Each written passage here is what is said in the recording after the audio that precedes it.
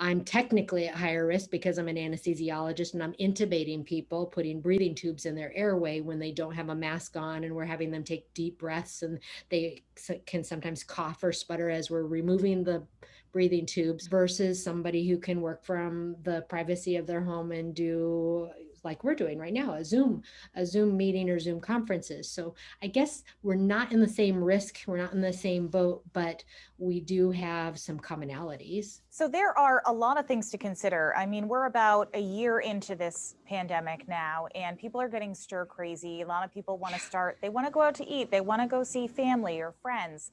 So Right. from the start, what should you be thinking about when you're looking at maybe a venue or a restaurant that you want to go to?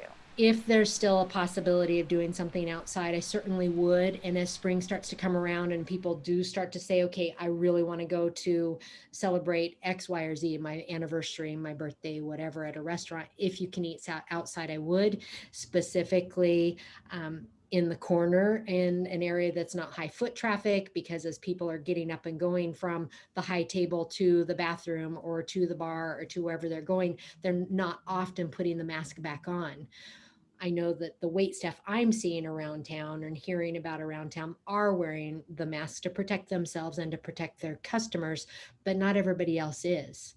So ideally, inside is something you wait for until we've got a higher percentage of people that are vaccinated. Whether it's a restaurant or going to get your haircut or taking the kids somewhere, you actually recommend stopping by first just to sort of see how they're handling it. What should you be looking for? I would say it's kind of a survey the scene thing. You want to know that whoever you are going to engage with is also being safe.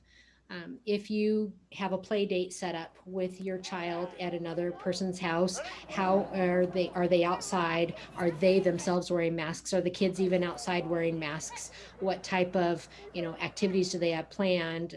Are high touch surfaces being wiped down?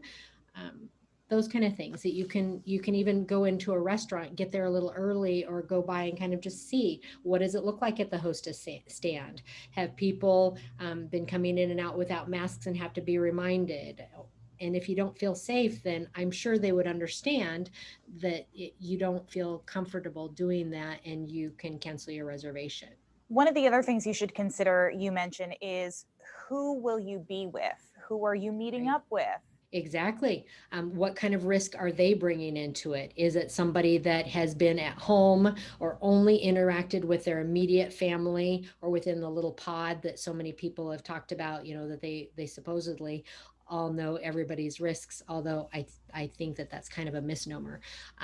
Are you looking to protect the people you're with because it is your 97-year-old grandmother who has congestive heart failure, and she's definitely at a higher risk and she's not yet been vaccinated, versus in the lower population, lower risk population, maybe kids.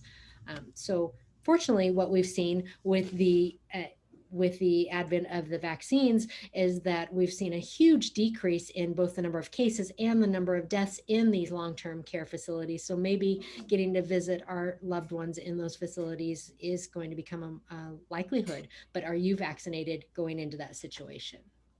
It sounds like at the end of the day, you sort of need to assess, is this a want or is this a need to get out? And at the end of the day, we do have to think about mental health. That does sort of play a role into this. It does. Everybody's mental health is being affected by this. And I know it's been reflected in the higher number of suicides, the increased number of overdoses, in alcohol abuse, drug abuse. So obviously we need to address it. And I would hope that people would be able to hang in there and know that, it's not right around the corner, but it's at least on the horizon, that if we can maintain these safe behaviors for a little bit longer, that we can add in some other things. You can meet outdoors at a park. You could meet in the mall with masks and do some walking, and then you're also getting some endorphins from exercise. Or you can do what we're doing. We can FaceTime or Skype or Zoom with our family members. And there's so much more than just hearing that voice. You're seeing, you're engaging, you're interacting with a maskless face and can see those expressions. So I think there are ways that we can increase our mental health, both in a semi-social situation, or just knowing that exercise is one of those beautiful endorphin releasing and kind of calming things that we can do even by ourselves.